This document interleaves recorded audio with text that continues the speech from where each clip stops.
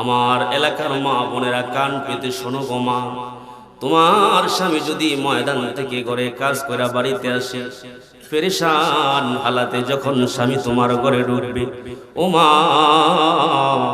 স্বামীর চেহারার দিকে তাকাইয়া যদি তুমি একটু মুচকি হাসি দিতে পারো, নফল ইবাদতের সওয়াব মা তোমার আমলনামায় আল্লাহ দিয়া দিবে। ও মা, পাগলামি করো না গো মা, তুমিও তো একজন নারী। তোমার ঘরে তোমার পুরুষ যখন ঢুকবে, হালাতটা জিজ্ঞাসা করবা, ও কলমউদ্দিনের বাবা, কি হয়েছে আপনার? কোনো সমস্যা?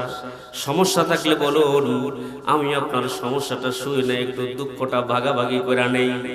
যে ঘরের মহিলাটা স্বামীর দুঃখ বেদনা ভাগাভাগি কইরা নেয়, ওই পুরুষ জানে ওই ঘরটা যেন দুনিয়ায় জান্নাত হয়ে গেছে।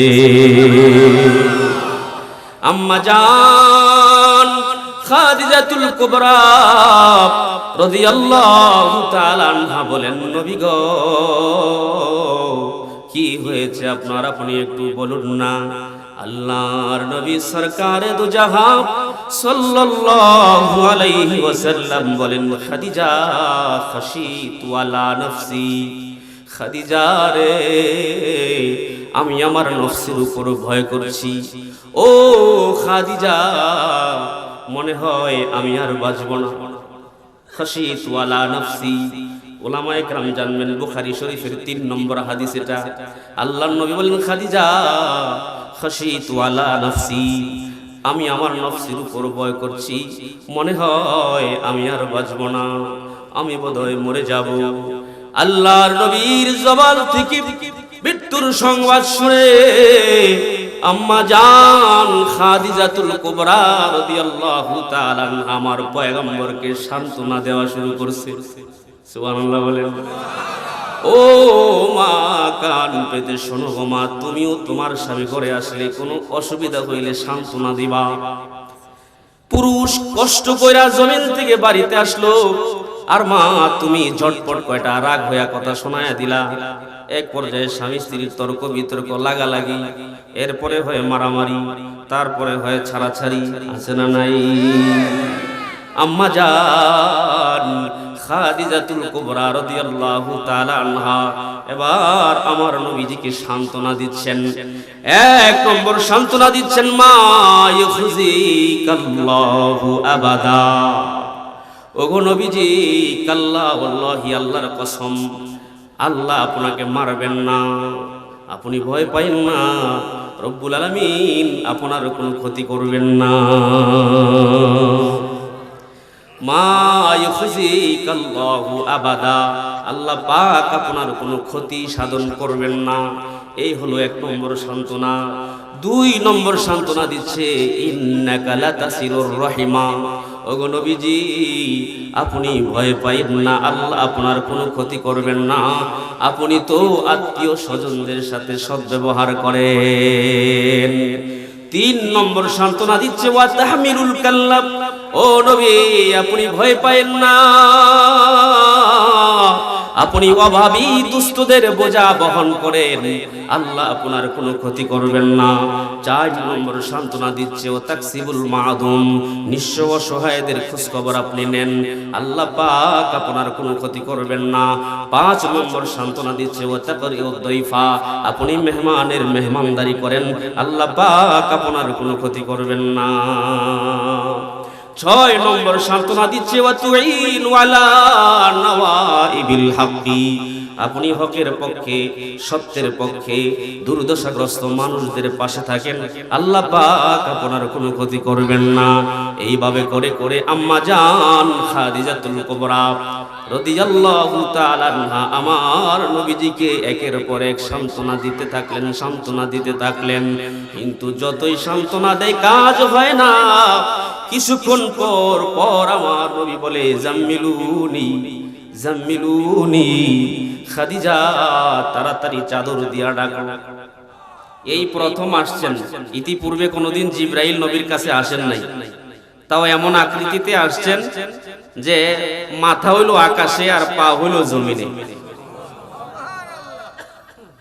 আপনি যদি এমন অদ্ভুত কিছু জমিনে কাজ করতে গিয়ে দেখেন যে একজন লোককে দেখলেন যে মাথা আকাশে আর পা জমিনে, আপনি হুঁশে থাকবেন না বেহুশে?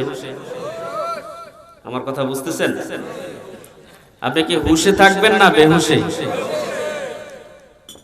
এরকম আকৃতি নিয়ে জিবরাইল আলাইহিস সালামকে আল্লাহর নবী দুইবার দেখছেন। কয়বার? সবাই বলেন দুইবার। তো এই প্রথম এখানে, তো দ্বিতীয়বার কোথায়?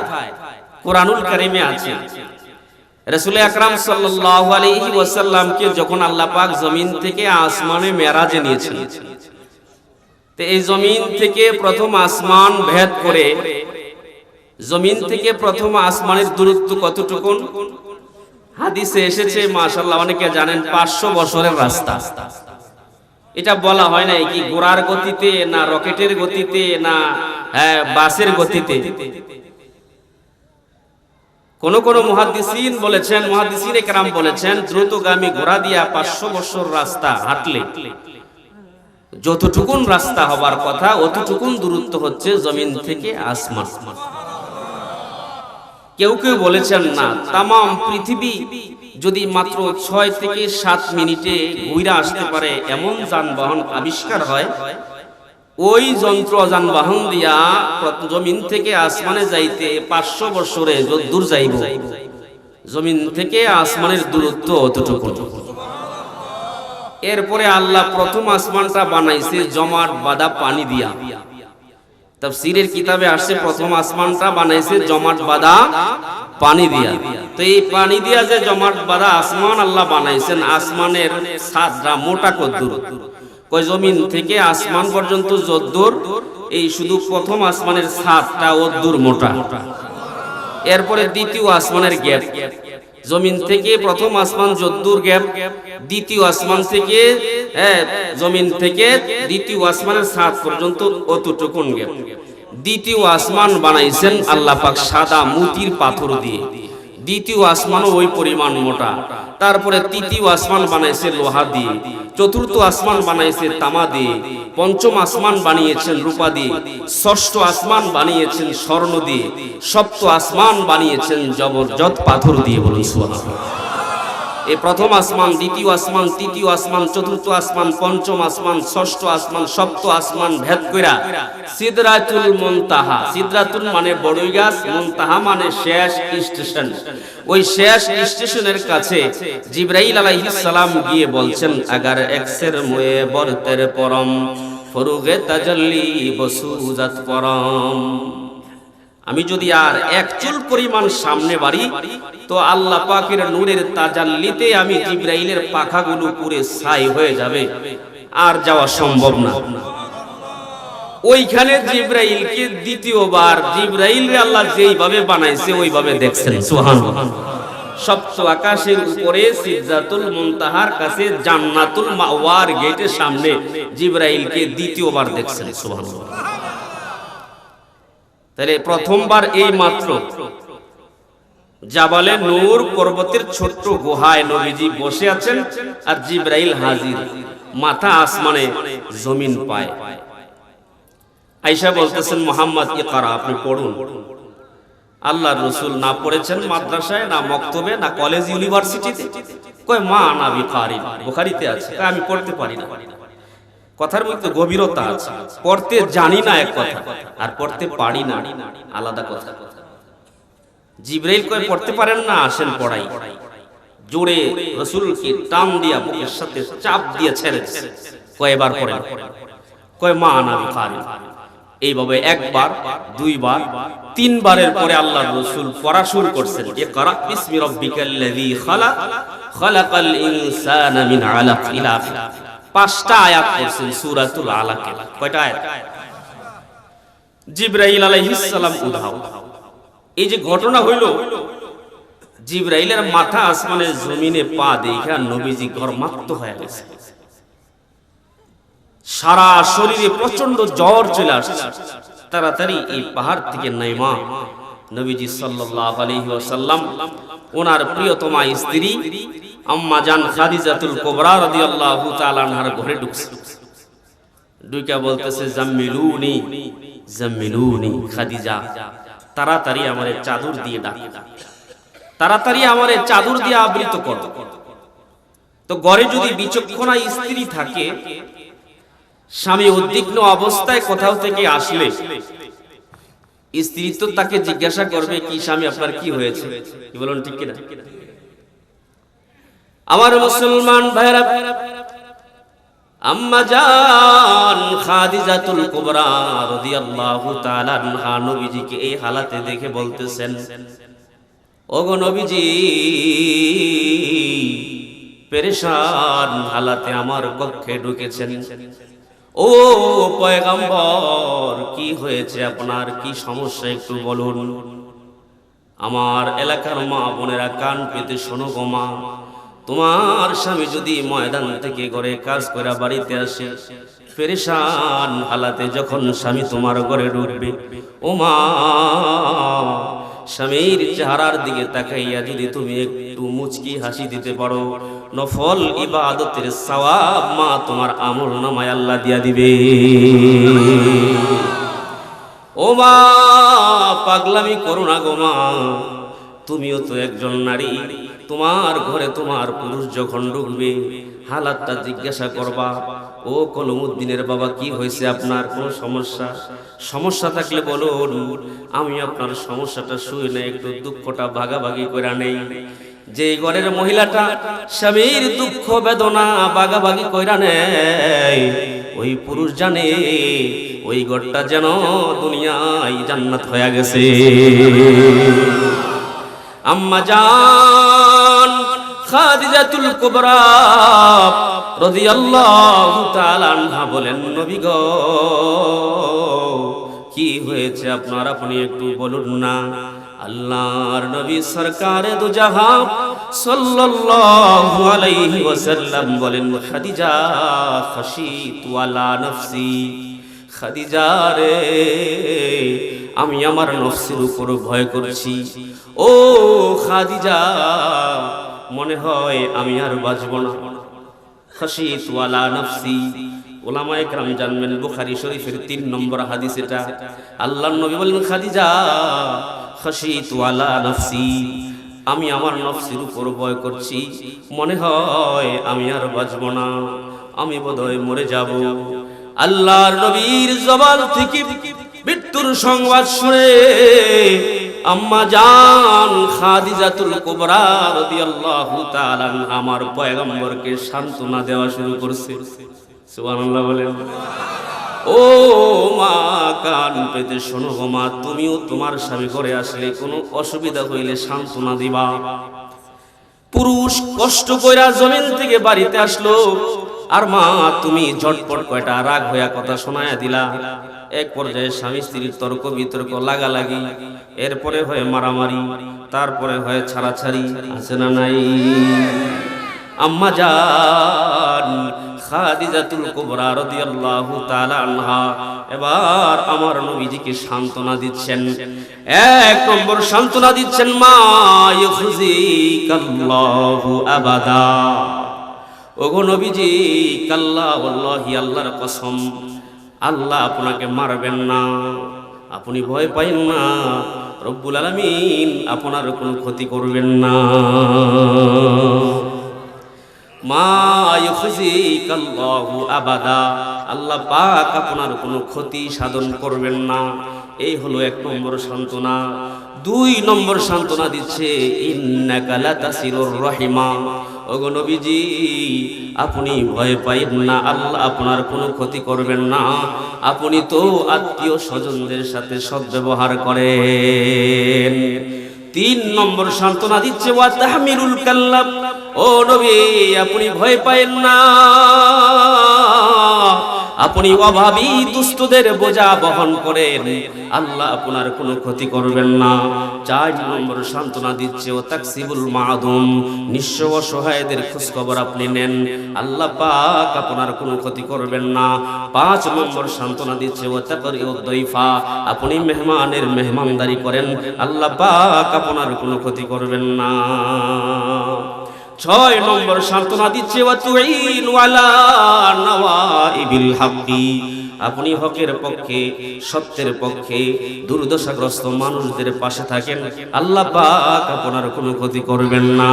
এইভাবে করে করে আম্মা জান খাদিজাতুল কুবরা রাদিয়াল্লাহু তাআলা আনহা আমার নবীজিকে একের পর এক সান্ত্বনা দিতে থাকলেন, সান্ত্বনা দিতে থাকলেন। কিন্তু যতই সান্ত্বনা দেয় কাজ হয় না। কিছুক্ষণ পর পর আমার নবী বলে, জাম্মিলুনি জাম্মিলুনি, খাদিজা তাড়াতাড়ি চাদর দিয়া ডাকো। যতই ওয়াজ করে কাজ হইতেছে না। সুবহানাল্লাহ। বারংবার আমার নবী বলতেছে, খাদিজা জাম্মিলুনি জাম্মিলুনি, তাড়াতাড়ি চাদর দিয়া আবৃত করো, চাদর দিয়া ডাকো। অবশেষে আম্মা জান খাদিজাতুল কুবরা রাদিয়াল্লাহু তাআলা আনহা আমার নবীজিকে একটা চাদর দিয়া ডাইকা দিলেন। আল্লাহর নবীকে চাদর দিয়া ডাইকা দিলে প্রচন্ড জ্বরের মুহূর্তে যখন কম্বল দিয়া দিছে আরাম না বেরাম, আল্লাহর নবী আরাম করে ঘুমাচ্ছিলেন। গভীর রাত চলতেছে। আল্লাহ পাক ওই মুহূর্তে জিবরাইলকে পাঠাইলেন, জিবরাইল আর দেরি করো না, আমার বন্ধু এবার আরাম করে চাদর দিয়া ঘুমাচ্ছে, যাও যাও এই মুহূর্তে আমার বন্ধুর কাছে সূরা মুজাম্মিলটা তুমি লইয়া যাও। রাত্র গভীর, জিবরাইল আলাইহিস সালাম এসে হাজির। আল্লাহর নবী চাদর গায়ে দিয়ে আরাম করে ঘুমাচ্ছিলেন। আল্লাহর নবী যখন আরাম করে ঘুমাচ্ছিলেন, জিবরাইল আইসা আল্লাহ পাক তো শিখায় দিছে কেমনে নবীরে ডাকতে হবে। ওই যে চাদর দিয়া গায়ে চাদর লাগায়া ঘুমাইছে, এই চাদর উল্লেখ করে ডাক দিছে, ইয়া আইয়ুহাল মুজাম্মিল কুমিল লাইলা ইল্লা কালিলা। ও চাদরওয়ালা, সুবহানাল্লাহ। এর চাদর দিয়ে ঘুমাইছে তো নবীকে চাদরওয়ালা বলেই ডাকে।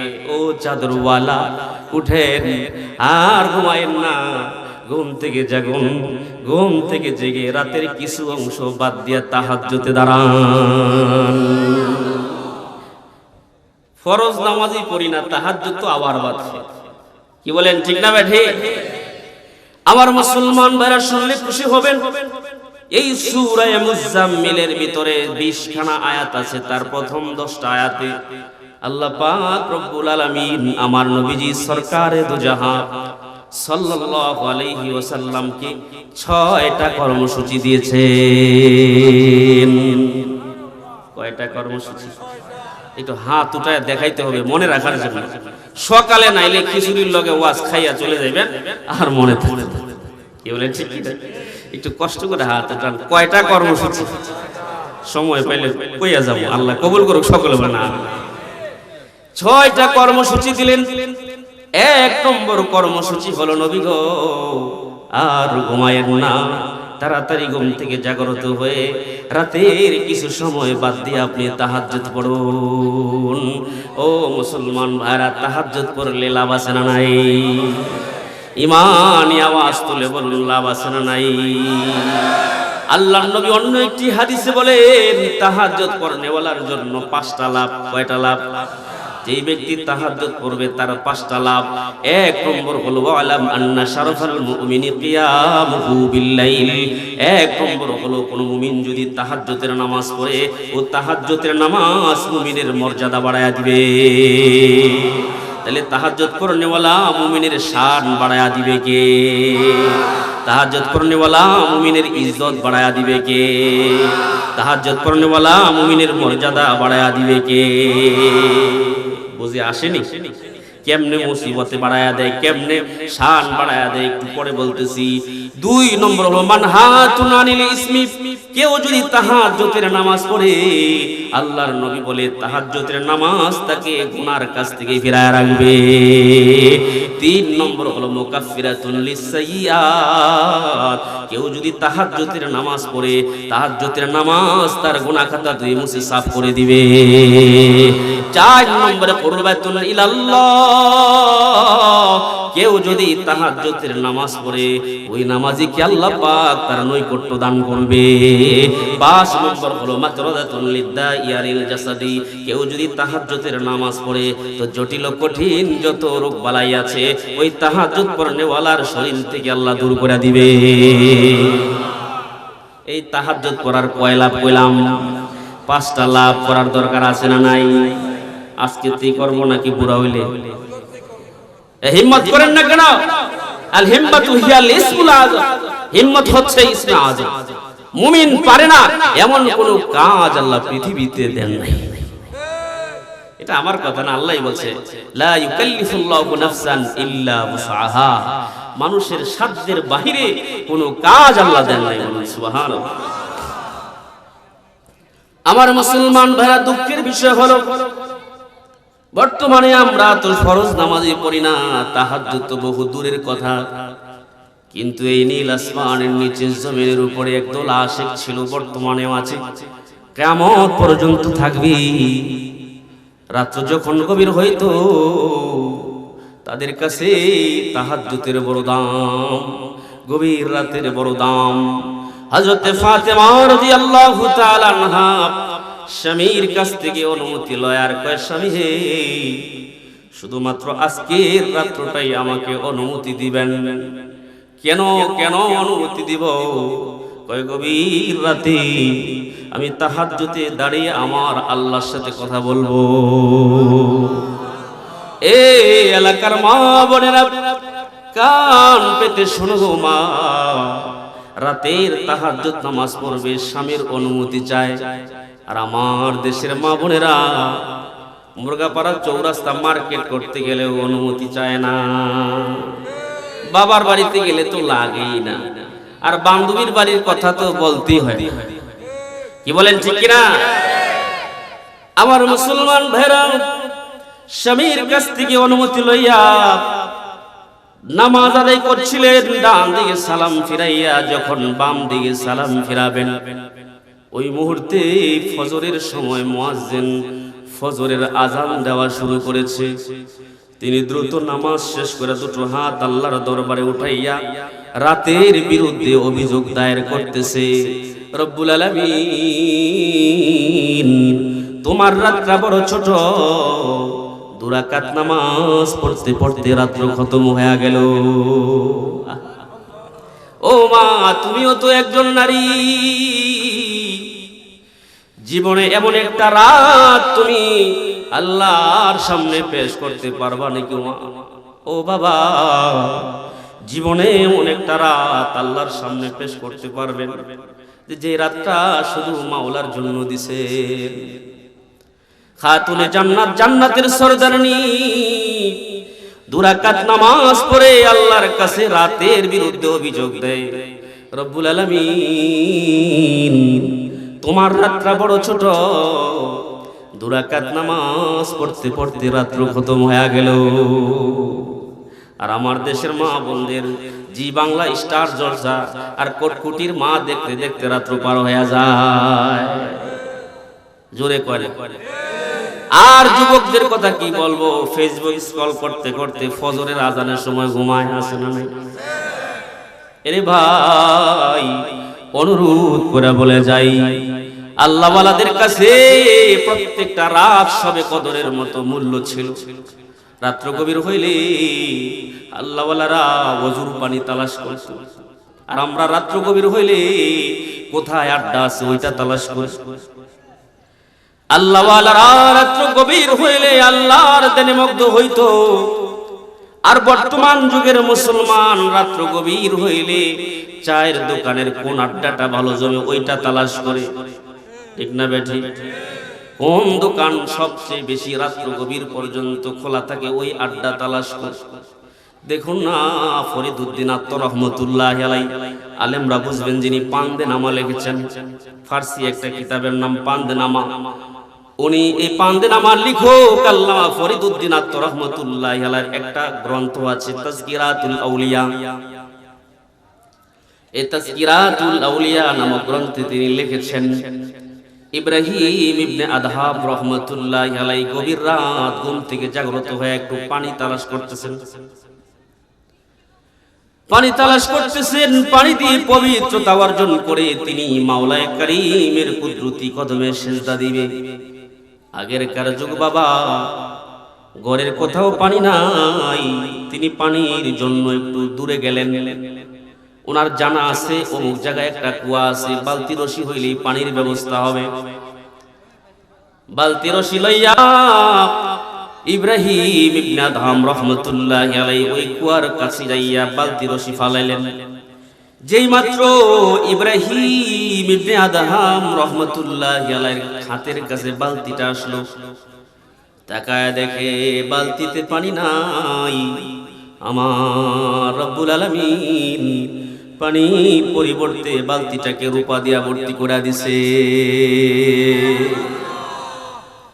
আল্লাহর বান্দা চোখের পানি ফেলে কান্দে আর বলে, আল্লাহ,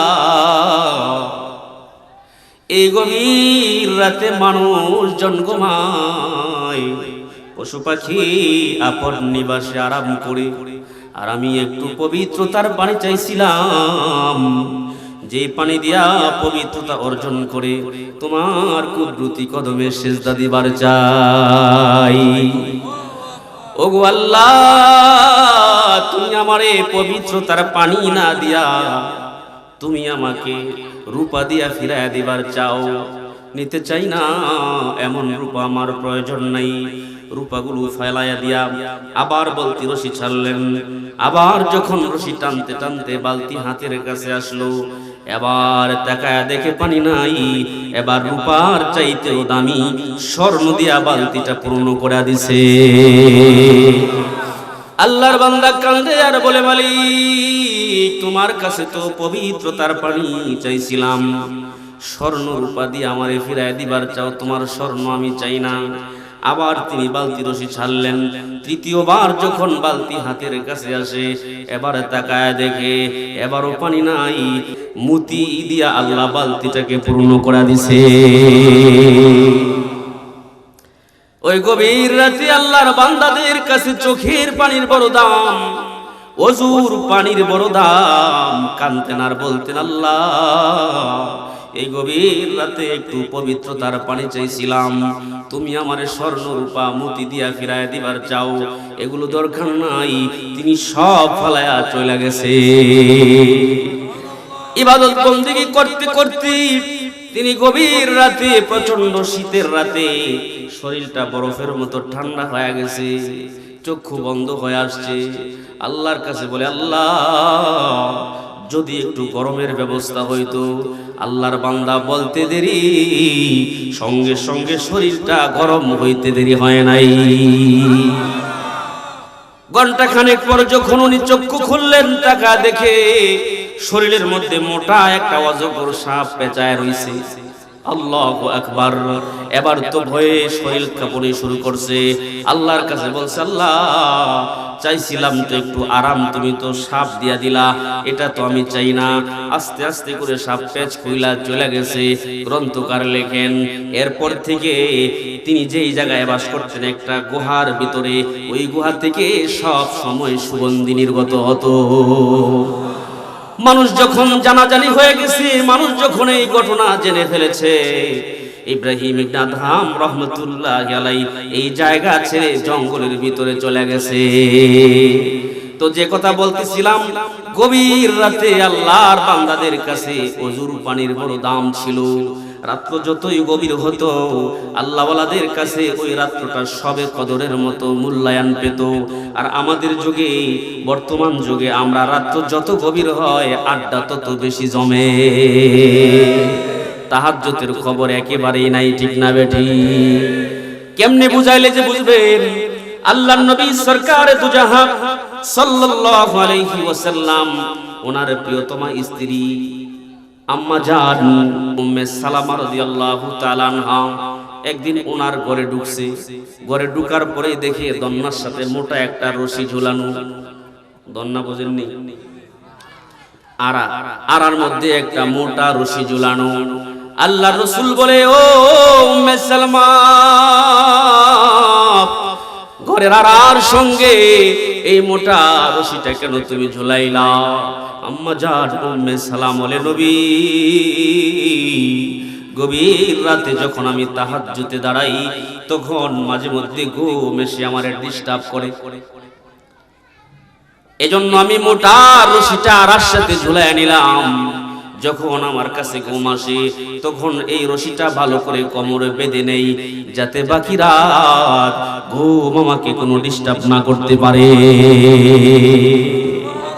এইভাবে রাতের মূল্যায়ন করেছে, তাহাজ্জুদ পড়েছে। আর সাহাবীরা তো হায়াতের জিন্দেগি এইভাবে প্রতিযোগিতা করে আমল করেছে, প্রতিযোগিতা আমল করেছে। দেখুন না কেমন প্রতিযোগিতা তারা জীবনে করেছে। হযরতে ফারুক আযম ওমর রাদিয়াল্লাহু তাআলা আনহু বলেন, আজকে রাত্রে আমি মসজিদে নববীতে সর্বপ্রথম তাহাজ্জুদ গুজার হব। সবাই জন করে তিনি যখন মসজিদে নববীতে আসতেছিলেন, দূর থেকে বুঝতে পারলেন কে যেন মসজিদে দাঁড়িয়ে আছে। কিরে, আমার আগে আবার কে মসজিদে আসলো? এক পা দু পা করে যখন সামনে আসলেন, ওনার আর বুঝতে বাকি নাই ওমরের আগে যে লোকটা তাহাজ্জুদে দাঁড়িয়ে আছে তিনি হচ্ছে আবু বকর সিদ্দিক রাদিয়াল্লাহু তাআলা আনহু। মনে মনে পণ করলেন, যাক যাক, আজকে না হয় আমি ওমরের চাইতে আবু বকর আগায়া গেল। জীবনে আর কোনোদিন আমি আগায়া যেতে দেব না, আমি আবু বকরকে দেখা দিব। সুবহানাল্লাহ। মনে মনে পণ করে টার্গেট করতেছে, জীবনে আর কোনোদিন আবু বকর যেন আমার সামনে না যাইতে পারে, আমি দেখা দিব। দুঃখ কোথায় রাখি? আর আমরা দুনিয়া নিয়ে প্রতিযোগিতা করি। তার 10টা ছেলে বিদেশে আছে, আমিও দেখা দিব। তার বাড়ি গাড়ি আছে, আমার নাই কেন, আমিও দেখা দিব। ঠিক না বেঠি? তার 10 কানি সম্পত্তি আছে, আমার নাই কেন, দেখা ছাড়বো। এই হলো প্রতিযোগিতা। আল্লাহ পাকও বলেছেন, বান্দা, প্রতিযোগিতাই যদি তোমার করবার মনে চায়, ফাস্তাবিকুল খায়রাত, তাহলে নেক আমল নিয়ে তোমরা প্রতিযোগিতা করো। মনে মনে টার্গেট রেখে প্রতিযোগিতা শুরু হলো। আল্লাহর নবীও কেমন দেখুন, একদিন তাদের আমল দেখার জন্য রাত্রে বাইরে হয়ে গেল। রাত্রে বাইরে হয়ে গেছে, ওমর রাদিয়াল্লাহু তাআলা আনহু প্রতিযোগিতায় মাইতে গেলেন। আবু বকর সিদ্দিকও কম নয়। আল্লাহর নবী আবু বকর সিদ্দিক রাদিয়াল্লাহু তাআলা আনহুর বাড়িতে গেলেন। বাড়িতে গিয়া আল্লাহর নবী বুঝতে পারলেন উনি তাহাজ্জুদে দাঁড়িয়ে আছেন। তাহাজ্জুদে দাঁড়াইয়া আল্লাহর কালাম তেলাওয়াত করতেছে, তবে এতটা আস্তে আস্তে তেলাওয়াত করতেছে আল্লাহর নবী দেয়ালের সাথে কান না লাগাইলে শোনা যায় না। নবীজি চলে আসলেন। এবার ওমর রাদিয়াল্লাহু তাআলা নবীর বাড়িতে গেলেন।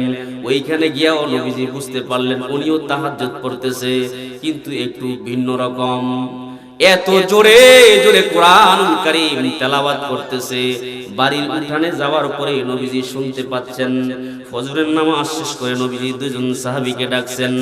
আল্লাহর নবী কয়, ও আবু বকর, গত রাত্রে কিন্তু তোমাদের আমল দেখার জন্য গিয়েছিলাম, তাহাজ্জুদ পড়তেছিলা, কোরআন পড়তেছিলা, এত আস্তে আস্তে কেন পড়তেছিলা একটু জানতে চাই।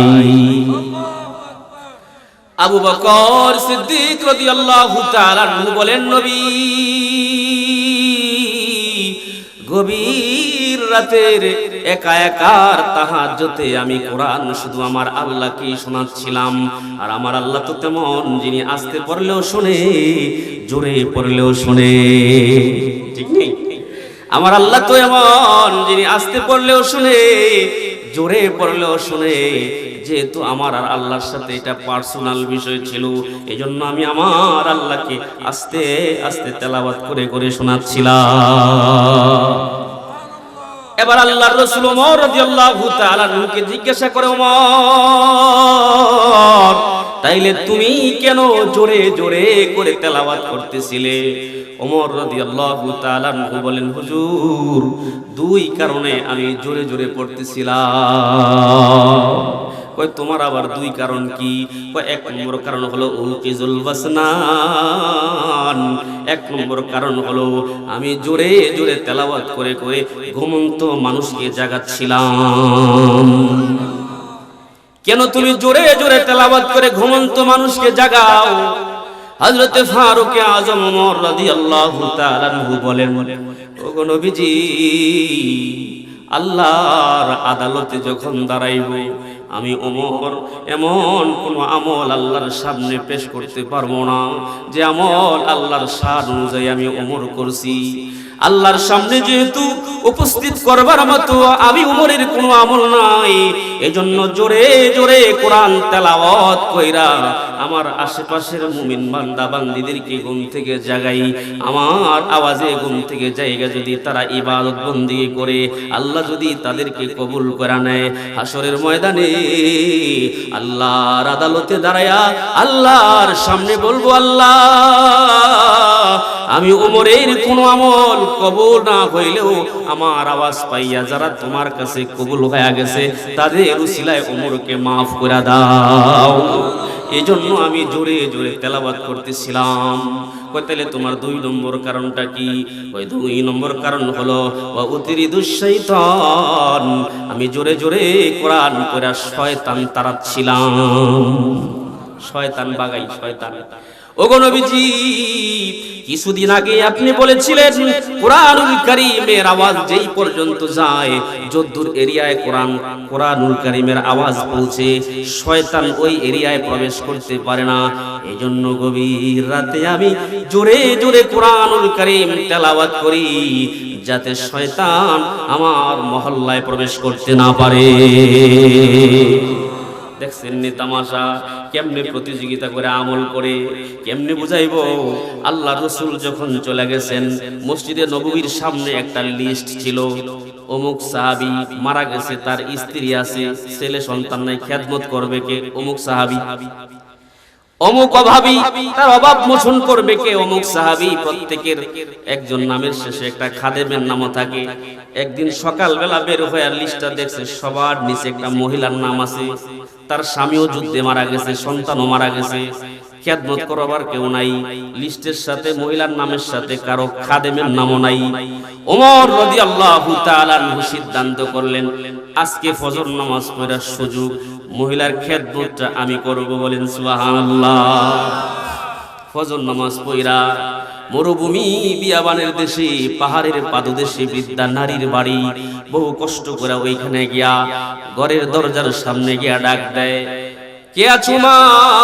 দরজা খোলো, আমি ওমর হাজির, তোমার খেদমত করবার জন্য এসেছি। ঘর থেকে বৃদ্ধা মহিলাটা জবাব দেয়, বাবা ওমর, আজকে রাত্রে এক আল্লাহর বান্দা যাবতীয় খেদমত করে চলে গেছে, এখন আর কোনো খেদমত অবশিষ্ট নাই। ওমর রাদিয়াল্লাহু তাআলা আনহু চলে আসছেন, সিদ্ধান্ত নিলেন, কালকে যেহেতু ফজরের পরে খেদমত পাই নাই, তাইলে লোকটা বোধহয় ফজরের আগে খেদমতটা করে গেছে, আজকে ফজরের আগে যা মনে। দ্বিতীয় রাত্রে ফজরের আগে যাইয়া ঘরের দরজায় আওয়াজ করতেছে, মা, অধম ওমর হাজির, দরজা খোলো, তোমার খেদমতের জন্য আসছি। মহিলাটা ভিতর থেকে জবাব দেয়, বাবা ওমর, প্রত্যেক দিন যেই লোকটা আমার খেদমত করে, ওই লোকটা আজকে আইসা বলে, গো মা, রাতে তো তোমারও তাহাজ্জুদের ডিস্টার্ব হয়, আমারও ডিস্টার্ব হয়, এজন্য সন্ধ্যার সময় আমি তোমার খেদমতটা করে চলে যাই। আজকের খেদমত সন্ধ্যার সময় করে চলে গেছে। এখন তো খেদমতের লোভ ছিল, এখন 2 নম্বর একটা প্রশ্ন জাগলো, একদিন 2 দিন খেদমতটা তো পাই নাই, আমার আগে খেদমতটা করে কেটায়? সুবহানাল্লাহ বলেন। এরপরের দিন এশার নামাজ পড়া ওই বুড়ির বাড়ির পাশে ঝুপড়ির ভিতরে লুকায়া রইছে, কে খেদমত করতে যায় দেখবে। কিছুক্ষণ পরে একটা লোক চাদর মুড়ি দিয়া মুখটা ডাইকা আস্তে আস্তে করে যাইতেছে। ঝুপড়ির ভিতর থেকে জোর কণ্ঠে ওমর রাদিয়াল্লাহু তাআলা আনহু বলছেন, মানান্তা, কে আপনি? ওমরের আওয়াজ শুনলে শয়তান পলায়। তাফসিরে মাযহারিতে এসেছে, ওমর রাদিয়াল্লাহু তাআলা আনহু যে রাস্তা দিয়া যাইতেন, শয়তান 40 গজ দূর দিয়া যাইত। সুবহানাল্লাহ। চাদরটা খুলে আস্তে করে নরমি সুরে জবাব দিছে, আমি আবু বকর। সুবহানাল্লাহ। দৌড়াইয়া তিনি আবু বকর রাদিয়াল্লাহু তাআলা আনহুর কাছে এসে বুকে জড়ায় বলতেছে, ভাই আবু বকর, খেদমত করতে চাইছিলাম, খেদমত করতে পারি নাই, তবে তোমারে এখন দেইখা 3 নম্বর প্রশ্ন করার ইচ্ছা জাগছে। এরে ভাই আবু বকর, এই পাহাড়িয়া পাদদেশে, শক্ত মরুভূমির দেশে পায়ে পাথর বাড়ি লাগলে রক্ত ছোটে, এমন মরুভূমিতে তোমার পায়ের জুতা কোথায়? জুতা কই? তোমার পায়ে তো জুতা নাই। এখন তো জুতা স্যান্ডেল পায়ে দিয়ে, আগে কাঠের খরম পায়ে দিত। মুরব্বিদেরকে দেখেন নাই? হযরত সিদ্দিক আকবর রাদিয়াল্লাহু তাআলা আনহু বলেন, ও ওমর শোনো, আমি আবু বকরের পায়ের চটচট জুতার আওয়াজে যদি এই এলাকার কোন মানুষের ঘুম ভাঙা যায়, হাসরের ময়দানে আল্লাহর আদালতে কি জবাব দিব? এজন্য জুতাগুলো বাড়িতে রাইখা আসছি। ঠিক আছে আমার মুসলমান ভাইরা, ওমর রাদিয়াল্লাহু তাআলা আনহু সেদিনও খেদমত পান নাই। চিন্তা করছেন নাকি তামাশা? এইভাবে প্রতিযোগিতা করে করে খেদমত করছেন, এইভাবে প্রতিযোগিতা করে করে আমল করছেন। সুবহানাল্লাহ। এইজন্য আল্লাহ পাক 6টা কর্মসূচি দিলেন। 1 নম্বর কর্মসূচি হলো আপনি গভীর রাতে ঘুম থেকে জাগ্রত হয়ে তাহাজ্জুদ পড়ুন। পড়ব তো ইনশাআল্লাহ? কারা কারা পড়ব? হাত জাগাই, নারায়ে তাকবীর। আল্লাহ কবুল করুন, সকলে বলে আমিন।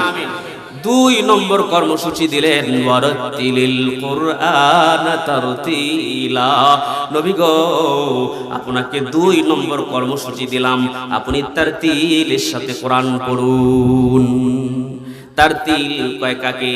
ভালো করে বোঝেন। আস্তে আস্তে ধীরে ধীরে মদ মাখরাজ আদায় করে, যতটুকুন কণ্ঠ আল্লাহ আপনাকে দিয়েছেন তা আদায় করে, তা দিয়ে সুন্দর করে, শুদ্ধ করে, সহি করে কোরআনুল কারীম ধীরে ধীরে আস্তে আস্তে পড়াকে বলে তারতিলের সাথে পড়া। এইভাবে যদি কেউ কোরআন পড়তে পারে, আল্লাহর রাসূল বলেন ইকালু লিসাহিবিল কোরআন, এই কোরআনওয়ালাকে বলবে ইকরা ওয়ারতাকি, ও কোরআনওয়ালা কোরআন পড়ো আর জান্নাতের বিল্ডিং এ চড়ো। কামা কুনতা তুরাত্তিলু ফিদ দুনিয়া ফাইন্না মানজিলাকা ইনদা আখিরি আয়াতিন তাকরাউহা। তুমি দুনিয়ায় যেইভাবে তারতিলের সাথে পড়তে, ওইভাবে পড়ো। পড়তে পড়তে পড়তে পড়তে যেখানে গিয়া তুমি থামবা, ওইখানে জান্নাতের ওই জায়গায় হবে তোমার মাকাম। তাহলে কোরআন পড়লে লাভ আছে না নাই? আল্লাহর নবী বলেন মান করাআল কুরআন, যে ব্যক্তি কোরআন পড়লো, ফাকাদ ইস্তাদরাজান নবুওয়া, সে যেন আপন সিনায় ইলমে নবুওয়াতকে ধারণ করলো। আরে কোরআন এমন এক আজীব কিতাব, এটা গোপনে পড়লেও লাভ, এটা প্রকাশ্যে পড়লেও লাভ। বিশ্বাস হয় কিনা? আল্লাহর নবী বলেছেন নাল জাহিরু বিল কুরআন কাল জাহিরি বিস সাদাকা। কেউ যদি কোরআন স্পষ্ট করে জোরে জোরে প্রকাশ্যে পড়ে, প্রকাশ্যে সাদাকা করার মতো সওয়াব। সুবহানাল্লাহ বলেন। আল মুসিরু বিল কুরআন কাল মুসিরি বিস সাদাকা। গোপনে গোপনে দান করলে যেমন সওয়াব, গোপনে গোপনে কোরআন পড়া তেমন সওয়াব। হায় হায়, কেমনে বুঝাইব রে ভাই? আগেরকার যুগে প্রতিটা ঘর থেকে সকালবেলা ফজরের পরে মুরব্বীরা কোরআন নিয়ে পড়তো, কোরআনের আওয়াজ শোনা যাইতো। ঠিক না বেঠি? আল্লাহর রাসূল বলেছেন ইন্নাশ শাইতানা ইয়ানফিরু মিনাল বাইত আল্লাযী তুকরাউ ফীহি সূরাতুল বাকারাতি। যেই ঘরে সূরাতুল বাকারা তেলাওয়াত করা হয়, ওই ঘর থেকে শয়তান পলায়ন করে। এখন কি আর বাকারার তেলাওয়াত আছে? এখনকার মুসলমানদের ঘরগুলো শয়তানের দখলে। ঠিক না বেটা? অনেকে ঠিকও কয় না, শয়তান যদি বেজার হয়, শয়তান বেজার হয়, তাই না? এখনকার আর কোরআন তেলাওয়াত নাই, শয়তানের দখলে হচ্ছে মুসলমানের ঘর। মুসলমানদের ঘরগুলো শয়তানের কবজায়, মুসলমানের ঘরগুলো শয়তান নিয়ন্ত্রণ করে। আরো আপডেট ভার্সন হয়েছে, মুসলমানদের ঘরের প্রত্যেকটা সদস্যের হাতে হাতে শয়তান একটা অ্যান্ড্রয়েড মোবাইল ঢুকাইয়া দিছে। ঠিক না বেঠিক? কোরআন পড়বেন তো দূরের কথা, শয়তান আপনার ফ্যামিলির সকল সদস্যদেরকে নিয়ন্ত্রণ করে। সময় পাইলেই মোবাইল নিয়ে বসে। আছে না নাই? এই যে ঘরের মহিলারা মোবাইল দেখা দেখা তরকারি করে, মোবাইল দেখা দেখা রান্না করে, এই রান্না আর তরকারি আর এই যে কটকটির মার ছবি দেখলো, এটার সাথে এটা তাল্লুক আছে না নাই? এই যে বাবা কেমনে বুঝাইব রে? গরমের কাছে গেলে ওই যে খিচুড়ি রান্না করছে না, এটার কাছে যান দেখবেন ফাট লাগবো, এরপর এই যে আপনাদের মেঘনা নদীর কাছে যান, পানির কাছে গেলে দেখবেন ঠান্ডা লাগবে। প্রত্যেকটা জিনিসের প্রভাব আছে না নাই? আরে মোবাইলে দেখে দেখে রান্না করলে বুঝি প্রভাব যায় না? এই প্রভাব যায় না? এই কুপ্রভাব গুলো রান্নায় পড়ে, আর ওই রান্নাগুলো খাইয়া দিল মরা যায়। এই মরা দিল দিয়া আল্লাহ পাকের ইবাদত সম্ভব? জোরে বলেন সম্ভব? তাহলে মুসলমানের প্রতিটি ঘর এখন শয়তানের কবজায়। কার কবজায়? মুসলমানদের ঘর এখন শয়তান নিয়ন্ত্রণ করে। এজন্য প্রতিটি ঘর থেকে কোরআনের আওয়াজ বের করতে হবে। পড়ুন না আপনি, মান করা ইয়াসিন ফি সদরিন নাহার, যেই ব্যক্তি দিনের শুরু ভাগে সূরাতুল ইয়াসিন তেলাওয়াত করবে, আল্লাহর রাসূল বলেন কুলিয়াত হাওয়াইজুহু, আল্লাহ পাক তার যাবতীয় প্রয়োজন মিটায়া দিবে। প্রশ্ন করতে পারেন, হুজুর সূরাতুল ইয়াসিন এত বড় লম্বা সূরা, এটা সম্ভব না? আল্লাহর রাসূল আপনার জন্য আরো সহজ করে বলছেন, মান করা সূরাতুল ওয়াকিয়াতি ফি কুল্লি লাইলাতিন, যেই ব্যক্তি প্রতি রাতে সূরাতুল ওয়াকিয়া তেলাওয়াত করবে, লাম তুসিবহু ফাকাতুন আবাদা, কশিন কালেও তাকে অভাব স্পর্শ করবে না। যেই ঘরে রাতের বেলা সূরাতুল ওয়াকিয়া তেলাওয়াত করবে, ওই ঘরের মানুষকে অভাবে ধরবে না। প্রশ্ন করতে পারেন, হুজুর এই সূরাতুল ওয়াকিয়া তো অনেক লম্বা সূরা, এটা আমার পক্ষে সম্ভব না। আল্লাহর রাসূল বলেন, মান করা মিয়াতা আয়াতিন ফি লাইলাতিন, যেই ব্যক্তি প্রত্যেক রাতে 100 আয়াত পড়বে, 100 আয়াত, ছোট্ট ছোট্ট 100 আয়াত যেই ব্যক্তি পড়বে, আল্লাহর রাসূল বলেন কুতিবা মিনাল কানিতিন, ওই ব্যক্তির নামটা আল্লাহ পাক কানিতিনদের দফতরে উঠায়া দিবে। মুফাসসিরিনে কেরাম লিখেছেন, কানিতিন বলা হয় ওই মানুষদেরকে যারা সারা রাত ব্যাপী নফল রোজা, নফল নামাজ, নফল ইবাদত বন্দেগী তাসবিহ তাহলিল করে, ওই লোকদেরকে বলা হয় কানিতিন। এমন কানিতিন আল্লাহর মুখলিসিন বান্দাদের দফতরে আপনার নামটা উঠায়া দিবে। যদি বলেন হুজুর 100 আয়াত কোন কি এমনি সম্ভব না আমার পক্ষে, আল্লাহর রাসূল আপনার জন্য আরো সহজ করে দিয়েছে। সুবহানাল্লাহ কইতেন না? মান করা আশারা আয়াতিন ফি লাইলাতিন, যেই ব্যক্তি প্রত্যেক রাতে 10টা আয়াত পড়বে, কুতিবা মিনাল কানিতিন, তো এক হাদিসে আছে। আর এই হাদিসে রাসূল আকরাম সাল্লাল্লাহু আলাইহি ওয়াসাল্লাম বলেছেন, যেই ব্যক্তি এক রাতে 10টা আয়াত পড়বে, কয়টা আয়াত? এই মানে আওয়াজে বলুন কয়টা আয়াত? লাম ইউকতাব মিনাল গাফিলিন, ওই ব্যক্তির নামটা আল্লাহ গাফেলদের খাতায় উঠাইবে না, ওই ব্যক্তির নামটা আল্লাহ ইবাদতকারীদের খাতায় উঠায়া দিবে। পড়ার দরকার আছে না নাই? হায় হায়, কোরআনের প্রতি মায়া, আকর্ষণ, ভালোবাসা কিছুই নাই, অথচ কোরআন ওয়ালা হাফেজ আলেম দেখলে আমাদের সুলকানি অ্যালার্জি হয়, আছে না নাই? আলেম দেখলে ইয়ার কি করে, ঠাট্টা করে, মস্কারি করে। এটা ঘটনা কইতাম, এটা কোরআন হাদিসের বাইরে। এখন তো কোরআন হাদিস গুলো এটা বাইরের ডাক হইতেছে। এক মাওলানা সাহেব যাইতেছে, খুব দ্রুত একটা কাজ আছে, তো চায়ের দোকানে বসে বসে, আপনাদের এলাকার কথা বলতেছি না, চায়ের দোকানে বসে বসে কয়, আজকে মনে হয় হুজুরের আরেকটা দাওয়াত আছে রে। হুজুরের কানে আবার কথাটা গেছে, মনে মনে ভাবতেছে আমি দ্রুত হাঁটলে মানুষ সমালোচনা করে, যাক পরের দিন আস্তে আস্তে হাঁটতেছে, আজকে কয় হুজুরে মনে হয় বেশি খাইয়া লাইছে। দূরে দ্রুত হাঁটলে দাওয়াত থাকে, আস্তে হাঁটলে বেশি খাইয়া লায়। আপনার কোনো কাজ নাই? গ্রামের উত্তর মাথা থেকে শুরু করে দক্ষিণ মাথা পর্যন্ত, পূর্ব থেকে পশ্চিম পর্যন্ত, জরিনার মা, রহিমার মা, করিমার মা, কেউ বাদ থাকে না। দোকানগুলো যেমন সংসদ পরিণত হয়ে গেছে, ঠিক না বেটি? এমন গীবত শিকায়েত আপনাদের এলাকায় নাই, আমরা দেশে আছি। আমার মুসলমান ভাইরা, কোরআনের প্রতি আকর্ষণ নাই, কোরআনের প্রতি ভালোবাসা নাই, কোরআনের মায়া মহব্বত নাই। দেখুন যারা কোরআনকে ভালোবেসেছে, মায়া করেছে, মহব্বত করেছে, এই কোরআন তাদের জীবনকে সার্থক বানায়া দিয়েছে। মসজিদে নববীর ইমাম কারি আসিম রহমতুল্লাহি আলাইহি, যেই মসজিদে নবীজি সাল্লাল্লাহু আলাইহি ওয়াসাল্লাম নামাজ পড়াইছেন, এই মসজিদের ইমাম ছিলেন ইমাম আসিম রহমতুল্লাহি আলাইহি, যিনি 70 বছর ইমামতি করেছেন। তিনি বড় আলেম ছিলেন, বড় হাফিজ ছিলেন, বড় মুহাদ্দিস ছিলেন, শেখুল হাদিস ছিলেন। হাজার হাজার ছাত্র ওনার কাছে হাদিসের দর্স নিত। একদিন ছাত্র একটা দাঁড়ায় বলতে, উস্তাদজি একটা প্রশ্ন করবার চাই। কি প্রশ্ন? কয়, যখনই আপনি দর্সে আসেন, ক্লাসে আসেন, এমন একটা সুগন্ধি আমরা আপনার কাছ থেকে পাই, যেই সুগন্ধিটা মক্কা মদিনার মার্কেট থেকে আমরা পাই না। মক্কা মদিনার মার্কেটগুলো তন্ন তন্ন করে তালাশ করেছি। আপনি আমাদের ক্লাসে প্রবেশ করলে যে সুগন্ধিটা আমরা পাই মক্কা মদিনার মার্কেট থেকে এই সুগন্ধিটা আমরা তালাশ করে পাই না। বলবেন কি এই সুগন্ধিটা কোথায় থেকে আপনি আনয়ন করেছেন? কারি আসিম রহমাতুল্লাহি আলাইহি চোখের পানি ফেলে কান্দে আর বলে, বাবা গোপন রাজ কারো কাছে বলবার ইচ্ছা ছিল না, আমাকে তুমি বাধ্য করছো বলার জন্য। এটা কোনো দুনিয়ার মার্কেট থেকে কেনা সুগন্ধি নয় যে চাইলেই মক্কা মদিনার মার্কেট থেকে কিনে পাওয়া যাবে। এটা এক আজীব সুগন্ধি। আমি এক রাতে ঘুমের ঘরে স্বপ্নে দেখি আল্লাহর নবী আমার শিওরের পাশে আইসা বৈশা গেছে। আল্লাহর নবী আইসা ডাকে, কারি আছে তোমার জবান তোমার মুখটা একটু বাড়ায়া দাও, যেই জবান দিয়া তো মজা করে করে আল্লাহর কালাম তেলাওয়াত করো, তোমার মুখে আমি নবীজি একটু চুমু দিয়ে দেই। আল্লাহর রাসূল স্বপ্নের মাধ্যমে আমার মুখে একটু চুমা দিয়া দিছে। সঙ্গে সঙ্গে আমার ঘুম ভাঙা গেছে।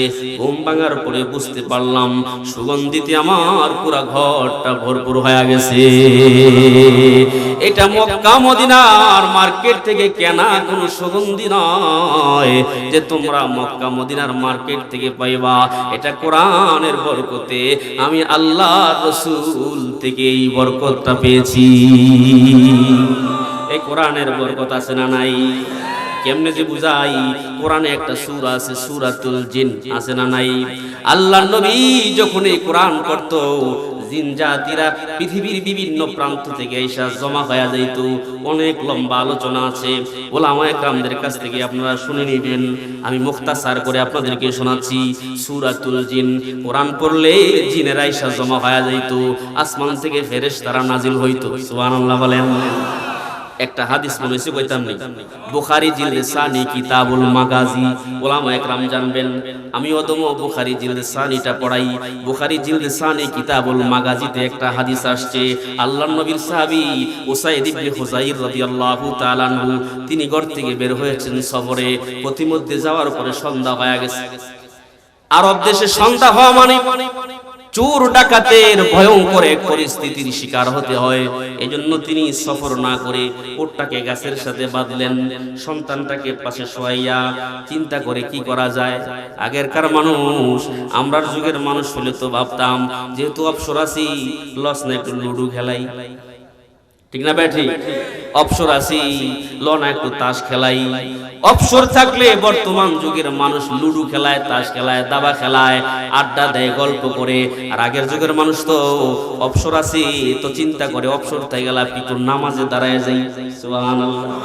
আরে ফরিদউদ্দিন রহমাতুল্লাহি আলাইহি কত চমৎকারী না বলেছেন, চেহেল সালে উমরে আজিজাত গুজাশত, চেহেল সালে উমরে আজিজাত গুজাশত, মেজাজে তু আজ হালে তিফলি নগাশত। বন্ধু তোমার হায়াত থেকে 40টা বছর তুমি পার করে দিলা, এখনো শিশু সুলভ আচরণ তোমার কাছ থেকে দূর হয় নাই।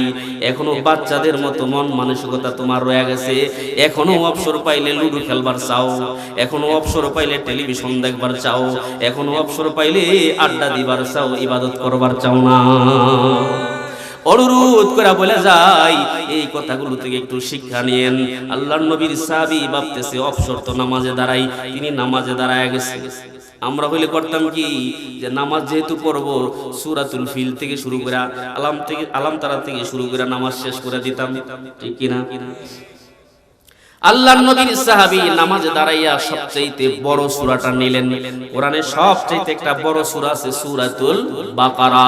এটা কোরআনের আড়াই পারা, প্রায় আড়াই পারা, আড়াই পারা সূরা এই বাকারা তেলাওয়াত করতেছেন, তেলাওয়াত করতেছে। যতই তেলাওয়াত করে ততই মজা বাড়ে, যতই তেলাওয়াত করে মজা বাড়ে, মজা বাড়ে। কিন্তু ঘটনা হচ্ছে ওই যে উটটা পাশে বাঁধছিল, ওই উটটা লাফালাফি করতেছে। তিনি তেলাওয়াতের আওয়াজ একটু ছোট করে দিছে, লাফালাফি বন্ধ, আবার তেলাওয়াত করে আবার লাফায়, আবার তেলাওয়াতের আওয়াজ বন্ধ করে এটাও লাফালাফি বন্ধ করে। এইভাবে 3 বার সংগঠিত হওয়ার পরে আল্লাহর বান্দা চিন্তা করলেন এই মুহূর্তে যদি আমি তেলাওয়াত করতে থাকি, আমার পাশে যে সন্তান ইয়াহইয়াকে শুয়ায় রাখছি, ওটের পায়ের পিষ্ট হইয়া আমার সন্তানটা মারা যাবে। তিনি তাড়াতাড়ি নামাজ শেষ করলেন।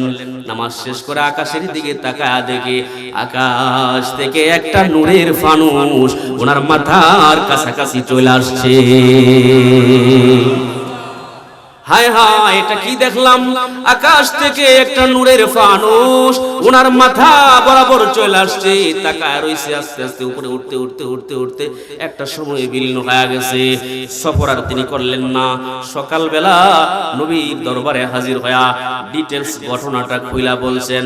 আল্লাহর নবীর কাছে জানতে চায়, ওগো নবীজি, ওই যে আমার মাথার উপরে নূরের ফানুসটা দেখছিলাম, এর হাকিকত কি একটু বলবেন কিনা?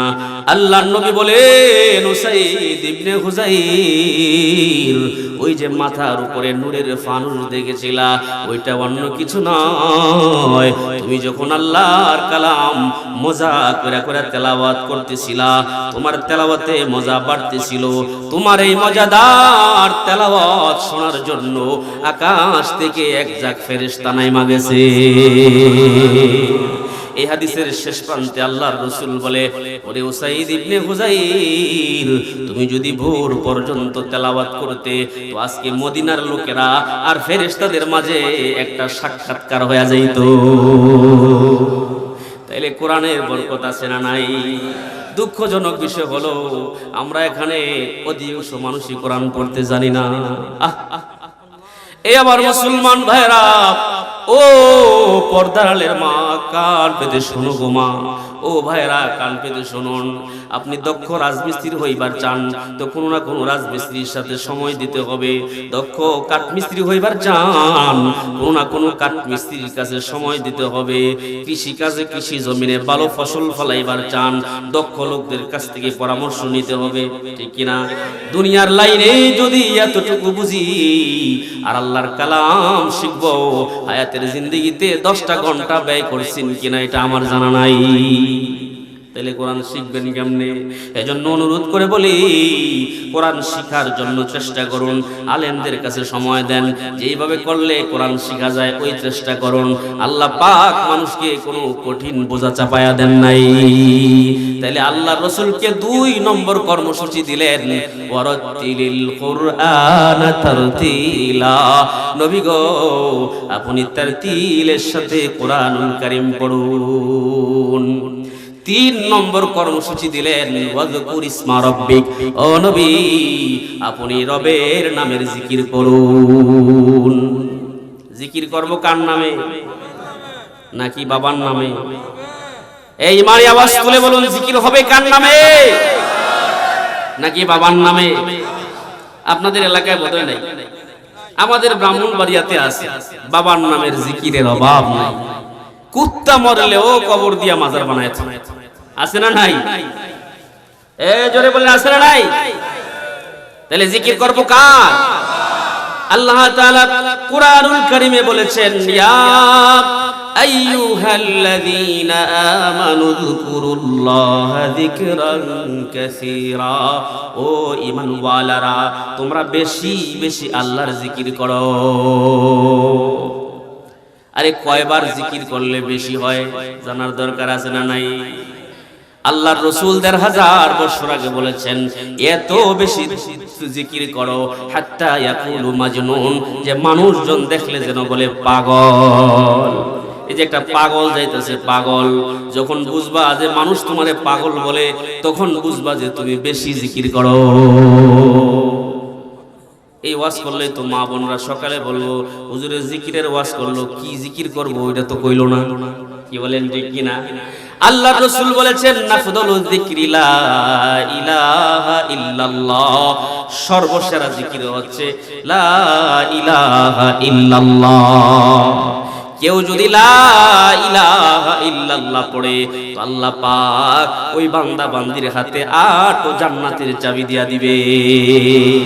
মিশকাতুল মাসাবি, কিতাবের নাম মিশকাতুল মাসাবি, কিতাবুল ইলম অধ্যায়ে হাদিসটা এসেছেন, মাফাতিহুল জান্নাতি শাহাদাতু আল্লা ইলাহা ইল্লাল্লাহ, 8 জান্নাতের চাবি হচ্ছে লা ইলাহা ইল্লাল্লাহ। ওলামায়ে কেরাম জানবেন মিফতাহুন একটা চাবি আর মাফাতিহুন অনেক চাবি। তাহলে মাফাতিহুল জান্নাতি শাহাদাতু আল্লা ইলাহা ইল্লাল্লাহ, লা ইলাহা ইল্লাল্লাহ হচ্ছে 8 জান্নাতের চাবি। আল্লাহু আকবার। আল্লাহর রাসূল বলেছেন, মান শাহিদা আল্লাহ ইলাহা ইল্লাল্লাহ, যেই ব্যক্তি এই সাক্ষী দিবে আল্লাহ ছাড়া কোনো মাবুদ, ওয়া আন্না মুহাম্মাদার রাসূলুল্লাহ, আর মুহাম্মদ সাল্লাল্লাহু আলাইহি ওয়াসাল্লাম আল্লাহর রাসূল, হারামাল্লাহু আলাইহিন নার, আল্লাহ পাক ওই বান্দার জন্য জাহান্নাম হারাম করে দিবেন। লা ইলাহা ইল্লাল্লাহ পড়ার দরকার আছে না নাই? এ জোরে বলেন আছে না নাই? লা ইলাহা ইল্লাল্লাহর পাশাপাশি অন্য ছোট্ট ছোট্ট আমলগুলো করতে পারেন, অন্য জিকিরও করতে পারেন। আল্লাহর নবী বলেছেন, মান ক্বালা সুবহানাল্লাহি ওয়া বিহামদি, বলেন সুবহানাল্লাহি ওয়া বিহামদি, সুবহানাল্লাহি ওয়া বিহামদিহি। আল্লাহর রাসূল বলেছেন, কুরিসাত লাহু নাখলাতুন ফিল জান্নাহ, যেই ব্যক্তি সুবহানাল্লাহি ওয়া বিহামদিহি বলবে সঙ্গে সঙ্গে তার জন্য জান্নাতে একটা গাছ লাগানো হয়ে যাবে। একটা মজার হাদিস মনে হচ্ছে কইতাম নি, আল্লাহর রাসূল সাহাবীদেরকে নিয়ে বসা, এমন সময় কয়, আমা ইয়াস্তাতি আহাদুকুম আইয়ামালা কুল্লা ইয়াউমিন মিসলা উহুদিন আমালান, ও সাহাবীরা তোমাদের মধ্যে এমন কেউ আছনি যে প্রত্যেক দিন উহুদ পাহাড় সমপরিমাণ নেক আমল? ওগো নবীজি, কারই বা এই সাধ্য আছে প্রতিদিন উহুদ পাহাড়ের সমান নেক আমল করবার সাধ্য কার আছে? আল্লাহর নবী বলেন, ক্বালা কুল্লুহুম ইয়াস্তাতিউ, কয় প্রত্যেকটা মানুষ প্রতিদিন উহুদ পাহাড়ের সমান নেক আমল করবার সামর্থ্য রাখে। সাহাবীরা এবার সহজ করে কয়, ক্বালু ইয়া রাসূলুল্লাহ মাযা, ওগো আল্লাহর নবী, তাইলে কিভাবে আমল করলে প্রত্যেকদিন উহুদ পাহাড়ের সমান নেক আমল জমা হবে, একটু বলে দেন না। আল্লাহর রাসূল বলেন, সুবহানাল্লাহি আযম মিন উহুদিন, একবার সুবহানাল্লাহ পাঠ করলে উহুদ পাহাড়ের চাইতেও বেশি সওয়াব তার আমলনামায় জমা হয়। ওয়ালা ইলাহা ইল্লাল্লাহু আযম মিন উহুদিন, একবার লা ইলাহা ইল্লাল্লাহ পাঠ করা উহুদ পাহাড়ের সমান সওয়াব হয়। আলহামদুলিল্লাহি আযম মিন উহুদিন, একবার আলহামদুলিল্লাহ পাঠ করা উহুদ পাহাড়ের সমান নেক আমল জমা হয়। আল্লাহু আকবার, একবার আল্লাহু আকবার পাঠ করা উহুদ পাহাড়ের সমান নেক আমল জমা হয়। পড়ব তো ইনশাআল্লাহ। আরে কেমনে জানে বুঝাই? মুসা আলাইহিস সালাম আল্লাহরে কয়, ইয়া রব্বি আল্লিমনি শাইআন আযকুরুকা বিহি ওয়া আদউকা বিহি, ও গো রব তুমি আমারে এমন একটা কালেমা শিখাও, আযকুরুকা বিহি, যেই কালেমা দিয়া তোমারে আমি স্মরণ করব, ওয়া আদউকা বিহি, তোমাকে ডাকবো, একটা কালেমা আমারে দাও। আল্লাহ জাল্লা শানুহু বলেন, মুসা তুমি লা ইলাহা ইল্লাল্লাহ পড়িতে থাকো। মুসা আলাইহিস সালাম কয়, রব্বে কারীম, লা ইলাহা ইল্লাল্লাহ আমার পূর্বে যত নবী রাসূল আসছে সবাই তো জানে, সবাই পড়ছে, নতুন কিছু না চাইছিলাম। আল্লাহ কয়, না তুমি লা ইলাহা ইল্লাল্লাহ পড়ো। মুসা আলাইহিস সালাম আবার বলে, আন্নামা উরিদু শাইআন তাখুসুনি বিহি, আল্লাহ এমন একটা চাইছিলাম যেটা আমারই শুধু দিবা। সুবহানাল্লাহ বলেন। আন্নামা উরিদু তাখুসুনি বিহি, এমন একটা কালেমা চাইছি যে আমারই দিবা, আর কেউ দিবা না। তখন আল্লাহ পাক মুসা আলাইহিস সালামকে বলেন, মুসা শোনো, লাউ আন্নাস সামাওয়াতিস সাবআ ওয়াল আরদিনা সাবআ ফি কাফাতিন, এই সপ্ত আকাশ আর সপ্ত জমিন যদি এক পাল্লায় দেওয়া হয়, ওয়ালা ইলাহা ইল্লাল্লাহু ফি কাফাতিন, আর লা ইলাহা ইল্লাল্লাহ যদি আরেক পাল্লায় দেওয়া হয়, মালাক বিহিম লা ইলাহা ইল্লাল্লাহ, তো লা ইলাহা ইল্লাল্লাহর পাল্লাটাই ভারী হয়ে যাবে। কারা কারা পড়বে একটু হাত জাগাই। নারায়ে তাকবীর, নারায়ে তাকবীর। আমার মুসলমান ভাইরা হাত নামান। ও মা বোনেরা আপনারা হিম্মত করুন, বেশি বেশি সময় পাইলে জিকির করবেন সুবহানাল্লাহ, আলহামদুলিল্লাহ, আল্লাহু আকবার, অথবা সুবহানাল্লাহি ওয়া বিহামদিহি, এতটুকু পড়তে পারেন। বা আর একটু বেশিও আছে, সুবহানাল্লাহি ওয়া বিহামদিহি সুবহানাল্লাহিল আযীম, আছে না নাই? অথবা উলামা একরামদের কাছ থেকে আরো ছোট ছোট এমন জিকির আছে, এগুলো শিখে নেবেন। অথবা বিভিন্ন পীর মাশায়েখ, এটা বলতে গেলে তো আরেক ঝামেলা, কত রঙের পীর যে আছে, আছে না নাই? তাহলে 1 কেজি আলু বাজার থেকে কিনে আনলে 10টা দোকান যাচাই করেন যে আলু কিনা না জানি ঠগিনি, ঠিক কিনা? বৈদ্যর বাজার গেছেন, 1 কেজি ক্ষীরা আনবেন, 10টা দোকান যাচাই করেন না জানি ক্ষীরা কিনা ঠইগা যায় কিনা। আলু কিনবেন, ক্ষীরা কিনবেন, বাঙ্গি কিনবেন, যদি এত যাচাই বাছাই হয় আর রাসূলের তরিকায় চলবেন, আল্লাহর গোলামি করবেন, সেখানে বুঝি যাচাই বাছাই নাই, উল্টা আযাব হবে, উল্টা আযাব হবে। আল্লাহ কইব সব কিছু বুঝলা, এখানে যে বুঝো নাই, হক মন্দ এখানে বুঝো না, যেখানে নারী পুরুষের মেলা সেখানে যায় কি মানুষ, আবার মহিলারা মুরিদ হয় কি ভাই? কি বলেন, ঠিক না ভাই? ঠিক। আপনাদের দেশে বোধহয় নাই, আমাদের দেশে আছে, নারী পুরুষ একসাথে লাফালাফি করে ব্যাঙের মতো। এক লোক বলছিল লাফাইয়া যদি জান্নাত পাইতো, তো জান্নাত পাইতো সবার আগে ব্যাঙ। রাসূলের তরিকা এত কঠিন কিছু না। হাদিসে আছে ছোট ছোট বাচ্চারা এই যে মক্তব মাদ্রাসায় পড়ে না, আখলিস দীনাকা ইয়াকফিকাল আমালুল কলিল, তোমার দিন ধর্ম খাঁটি করো, অল্প আমলই নাজাতের জন্য যথেষ্ট। সুবহানাল্লাহ বলেন। তাহলে এই জিকির করব তো, এই জিকির করলে লাভ আছে না নাই? 4-5টা লাভ কইলাই, আমার সময় বান্ধা দিয়ে গেছে তো কইতে পারতাম না, 4-5টা লাভ কইলাই। 1 নম্বর লাভ হলো সূরাতুর রাদের 28 নম্বর আয়াতে আল্লাহ পাক বলেন, আলা বিযিকরিল্লাহি তাতমাইন্নুল কুলুব। কোন ব্যক্তি যদি জিকির করে তো আল্লাহ পাক ওই পেরেশান ওয়ালা পেরেশানি নিয়ে যদি আল্লাহ পাকের জিকির করে, তো রব্বুল ইজ্জাতুল জালাল ওই অশান্ত দিলকে জিকিরের মাধ্যমে শান্ত করে দেয়। তার মানে অশান্ত দিলকে জিকিরের মাধ্যমে শান্ত করে দেয় কে? তাহলে জিকিরের 1 নম্বর ফায়দা হলো, উপকার হলো, অশান্ত দিল শান্ত হয়। বলেন, অশান্ত দিল শান্ত হয়। 2 নম্বর হলো রাসূল আকরাম সাল্লাল্লাহু আলাইহি ওয়াসাল্লাম বলেছেন, আপনাদের কোন এলাকার মসজিদে এই কিতাবটা থাকতেও পারে, ফাজাইলে আমাল, আছে না নাই? মাঝে মধ্যে আলেমরা পড়ে, বিকালে সন্ধ্যায় পড়ে না? এই কিতাবে একটা হাদিস কিতাব থেকে ধরা হয়েছে, এই হাদিসটা বিভিন্ন বড় বড় কিতাবেও আছে। 7 ব্যক্তিকে আল্লাহ আরশের তলে ছায়া দিবেন। কয় ব্যক্তিরে? তার মধ্যে এক ব্যক্তি হলো রাজুলুন যাকারাল্লাহু খালিয়ান, ওই ব্যক্তিকে আরশের তলে ছায়া দান করবেন যেই ব্যক্তি খালি দিল নিয়ে মাওলা পাকের জিকির করে। খালি দিল নিয়ে। যে এখন কথা হইলো খালি দিল নিয়ে আবার মাওলার জিকির করে কেমনে? একটু খেয়াল করেন বাবা, কথাটা বলতেছি। মুহাদ্দিসিনে কেরাম বলেন, খালি দিল নিয়ে আল্লাহর জিকির করা মানে হচ্ছে শিরক মুক্ত দিল। বলেন, শিরক মুক্ত দিল, বিদআত মুক্ত দিল। শিরক মুক্ত দিল, বলেন, শিরক মুক্ত দিল, বিদআত মুক্ত দিল নিয়ে যে ব্যক্তি জিকির করবে, ওই ব্যক্তিকে আরশের তলে আল্লাহ ছায়া দান করবেন। এলাকায় শিরক আছে না নাই? আহা, শিরকের অভাব নাই, অভাব নাই। অথচ আল্লাহ পাক সমস্ত নবী রাসূলকে ওয়াইদ করেছেন, সমস্ত নবী রাসূলকে আল্লাহ জাল্লা শাআনুহু সমস্ত নবী রাসূলকে এই কথা শুনিয়ে দিয়েছেন, ও নবীরা, লা ইন আশরাকতা, নবীজি আমার নবীজিকে বলেছেন, অন্য অন্য নবীদেরকেও বলেছেন, লা ইন আশরাকু লাহাবিতু আনহুম মা কানু ইয়ামালুন, যদি তোমরা শিরিক করো তাহলে তোমাদের সমস্ত জীবনের আমল বরবাদ হয়ে যাবে। আচ্ছা, শিরক করলে সমস্ত জীবনের আমল কি হবে? বরবাদ হয়ে যাবে।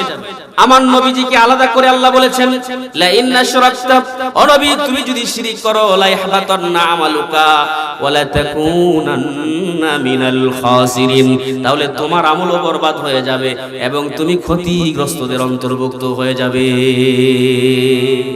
তাহলে নবীদের বেলায় যদি এমন কঠিন আইন হয়, আমার নবী যেই নবীর শান এত বেশি, মান এত বেশি, ওই নবীর বেলায় যদি বিধানটা এমন হয় যে নবী শিরিক করলে সমস্ত জীবনের আমল বরবাদ, তাহলে উম্মতের অবস্থা কি হবে? ভালো হবে না বেশি খারাপ হবে? এজন্য নিজে শিরিক করব না এবং সন্তান সন্ততি যেন শিরিক না করে সেই তালিম দিতে হবে। কি বলেন ঠিক কিনা? সন্তানকে আমরা মাদ্রাসায় পড়াই, স্কুলে পড়াই, সন্তানকে কত কিছু শিখাই, সন্তানকে ফেসবুক চালান শিখায়, ইউটিউব শিখায়, টুইটার শিখায়, আছে না নাই? ফ্রি ফায়ার শিখায়, কিন্তু কোনো পিতামাতা সন্তানকে শিরক যাতে না করে এটা শিখায় না। এজন্য আল্লাহ পাক কোরআনুল কারীমে সূরাতুল লুকমানের মাধ্যমে লুকমান আলাইহিস সালামকে দিয়া तमाम বিশ্ববাসীকে একটা মেসেজ দিয়েছেন। লুকমান আলাইহিস সালাম তার আপন সন্তানকে বলতেছিলেন, ইয়া বুনাইয়া লা তুশরিক বিহি শাইআ লা তুশরিক বিল্লাহি শাইআ, এ সন্তান আল্লাহর সাথে শিরিক করবা না, ইন্নাশ শিরকা লা যুলমুন আযীম, শিরিক হচ্ছে চরম জুলম, আল্লাহর সাথে শিরিক করবা না। এজন্য সন্তানকে এই এত সুন্দর নসিহত করেছেন, তাই আল্লাহ পাক এই নসিহতটা কোরআনে জায়গা করে দিয়েছেন, যাতে করে तमाम বিশ্ব মুসলিম জাতি পিতার অবস্থান থেকে সন্তানকে শিরিক না করার তালিম দিতে পারে। মা যেন সন্তানকে তার অবস্থান থেকে সন্তানকে শিরিক না করার তালিম দিতে পারে।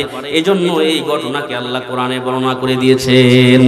এমনকি আল্লাহর রাসূল তার সাহাবীদেরকে বলেছেন, ও সাহাবীরা, তোমাকে যদি হত্যা করা হয়, ওয়াইন কুতিলতা আও হুররিকতা, কতল করা হয় অথবা আগুন দিয়ে পুড়িয়ে দেওয়া হয়, তারপরেও আল্লাহর সাথে শিরিক করবা না।